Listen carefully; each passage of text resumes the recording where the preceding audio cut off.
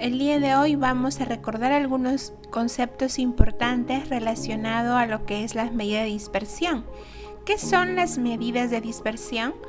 Las medidas de dispersión son números que miden el grado de separación de los datos con relación a un valor central, que casi siempre es la media o el promedio aritmético.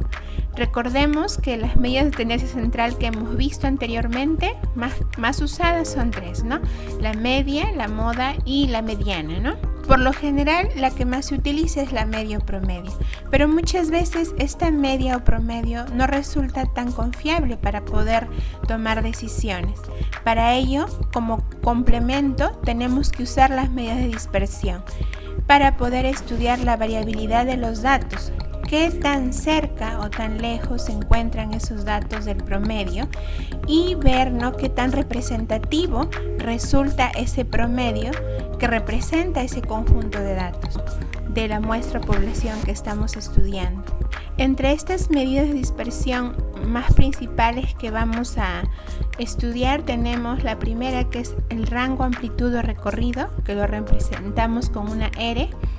Mide la amplitud de los valores de la muestra. Es una medida de dispersión que se calcula hallando la diferencia entre el mayor y menor valor de los datos, o el valor máximo menos el valor mínimo. Esta medida de dispersión, que es el rango, no resulta ser muy confiable, ya que solo toma en cuenta los valores extremos de un grupo de datos y no considera los valores intermedios. Por ello, tenemos que apoyarnos en otras medidas de dispersión que nos van a dar un mayor nivel de confiabilidad, como son las que vamos a ver a continuación. Tenemos la desviación media. Viene a ser la media aritmética o promedio de las diferencias en valor absoluto entre los valores de la variable y el promedio. ¿Sí? Como ustedes observan acá, tenemos un conjunto de datos, ¿no? Acá están representados como x1, x2 hasta x sub n, ¿no?, dependiendo del tamaño de mi muestra o población. Para hallar la desviación media en el caso de datos no agrupados, ¿qué hacemos? Necesitamos primero calcular el promedio, ¿sí?, de este conjunto de datos. Que el promedio, ¿cómo se calcula? Sumando los datos de mi muestra población, dividiéndolo entre el total de datos, ¿verdad? Que estoy sumando. Eso sería mi promedio. Vamos a restar cada uno de estos valores de mi muestra población, le vamos a restar ese promedio obtenido y luego vamos a ir sumando, ¿no?, cada una de esas diferencias, que en sí lo que representan estas diferencias, la distancia que hay de cada dato hacia el promedio, ¿no? ¿Qué distancia hay del dato x1 hacia el valor del promedio? Eso se halla restando. Por eso es que cada uno de los datos lo vamos a ir restando del promedio y luego vamos a ir sumando. Este signo que ustedes ven como una M invertida significa suma. Vamos a ir sumando todas estas diferencias. Y este valor absoluto, ¿por qué se le coloca? Porque algunas de las diferencias podrían quedar en negativo. Y para evitar y salvar el signo, ¿no?, y para convertirlo a positivo, es que se usa este valor absoluto, que son las barras. Quiere decir que las diferencias que me den negativas, con estas barras se van a convertir todas en positivas, ¿no? Y ya vamos a evitar tener diferencias con valores negativos. Y luego toda esa suma, ¿no?, de estas diferencias que vamos a ir sumando, ¿no?, cada x1 menos el promedio más x2 menos el promedio más x3 menos el promedio, las vamos a sumar y las vamos a dividir entre el total de datos de mi muestra o población, que en este caso es n, ¿no? Ahora, ¿qué pasa cuando tenemos datos agrupados? Para datos agrupados hay que tener en cuenta que son datos que se están agrupando en clases o intervalos, ¿no? En este caso vamos a trabajar con una tabla de frecuencia y vamos a trabajar también con las marcas de clase, ¿no?, que en este caso está representado por el XY. El XY es el punto medio o marca de clase de cada intervalo. Ahora, el M es el número de clases o intervalos, que obviamente lo vamos a ir sacando de la tabla de frecuencia. Vamos también a usar el promedio o media aritmética. el n que representa el número de datos de la muestra o población, y cuando los datos están agrupados, pues obviamente tenemos que trabajar con la frecuencia absoluta, que es el f sub i minúscula, ¿no? La frecuencia absoluta para cada intervalo. Vamos a hacer el mismo procedimiento, vamos a ir restando, ¿no? Cada marca de clase, en este caso xi es la marca de clase, le vamos a ir restando el promedio. ¿Sí? ¿Cómo hallamos el promedio para datos agrupados? Pues acá tenemos la fórmula, ¿no? Para hallar el promedio o media para datos agrupados. Vamos a sumar los x sub i, que vienen a ser las marcas de clase, por la frecuencia absoluta y lo dividimos entre el total de datos de la muestra o población. Ahora, ese promedio lo vamos a reemplazar acá para hallar la desviación media. Cada marca de clase vamos a restarle del promedio, vamos a ir sumando, ¿sí?, todos esos datos y lo vamos a ir multiplicando por la frecuencia absoluta de cada clase o intervalo y lo vamos a dividir entre el total de datos de mi muestra o población. Bien, la otra medida de dispersión que vamos a conocer también es la siguiente, la varianza, que la vamos a representar con una V. Es la media aritmética de los cuadrados de las desviaciones.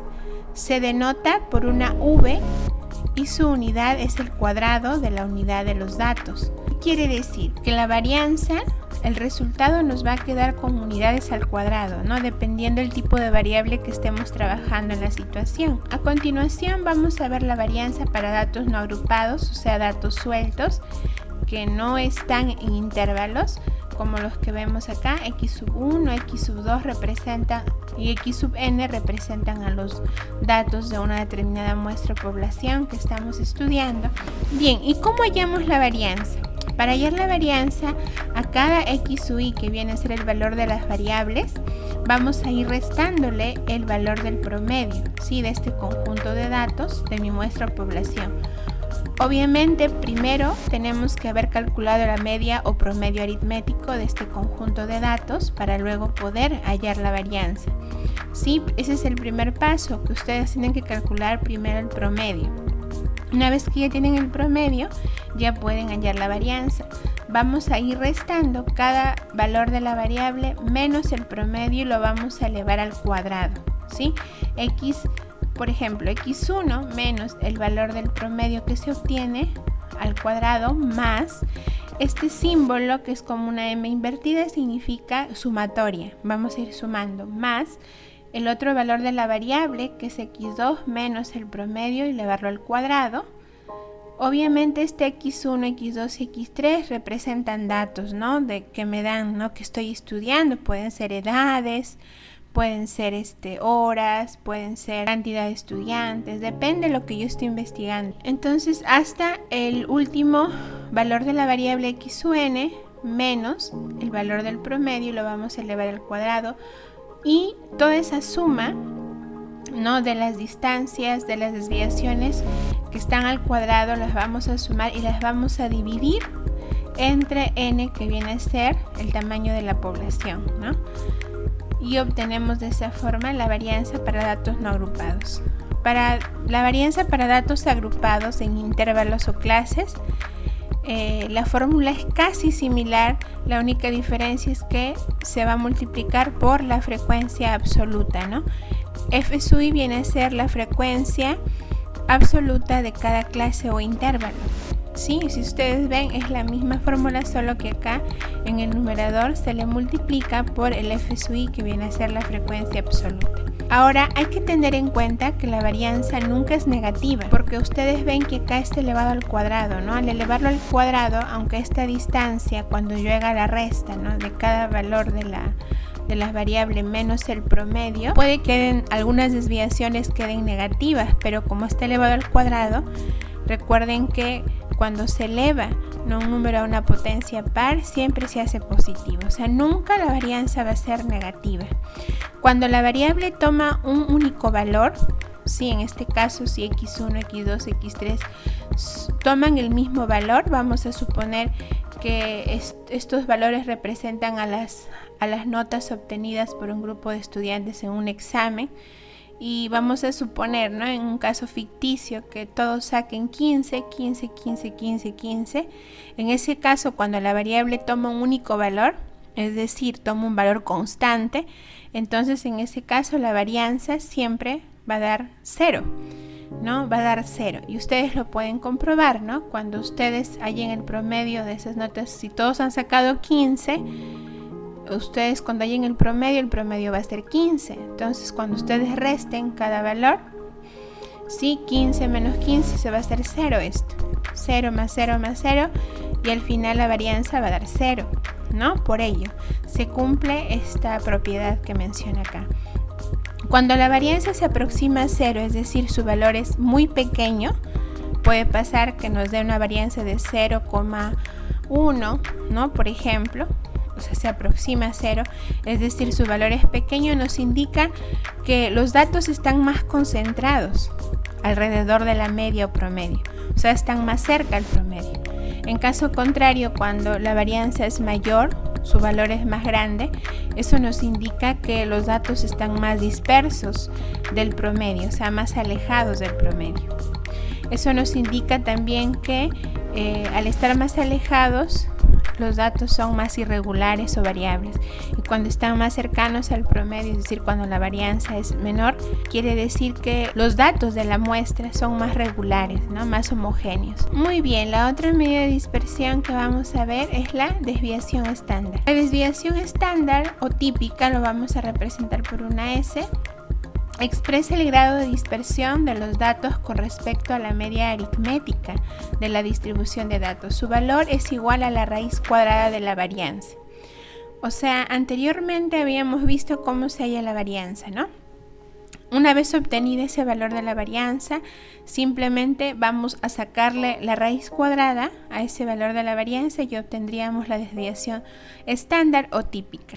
¿Por qué se le saca la raíz cuadrada a la varianza? Porque recuerden que la varianza nos queda con unidades al cuadrado, porque están elevadas al cuadrado.